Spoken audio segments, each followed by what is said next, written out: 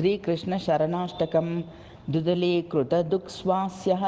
पन्नगीकृतपन्नगः कृषीकृतकृशानश्च श्रीकृष्णः शरणं मम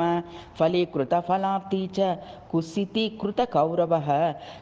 निर्वातीकृतबातारिः श्रीकृष्णः शरणं मम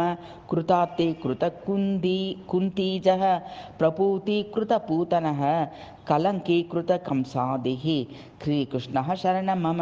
सुखीकृतसुदामा च शङ्करीकृतशङ्करः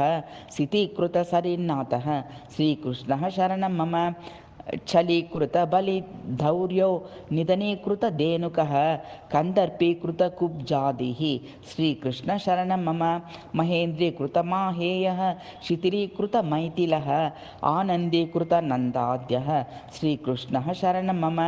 वराकीकृतराकेशो विपाक्षीकृतराक्षसः सन्तोषीकृतसद्भक्तः श्रीकृष्णः शरणं मम जरीकृतजरासन्धः कमलीकृतकार्मुकः प्रभ्रष्टीकृतभीष्मादिभिः श्रीकृष्णः शरणं मम श्रीकृष्णः शरणं ममाष्टकमिदं प्रोत्थाय यः सम्पठेत् स श्रीगोकुलनायकस्य पदवी संयाति भूमितले पश्यत्येव निरन्तरं तरणिजातीरस्तकेलीप्रभोः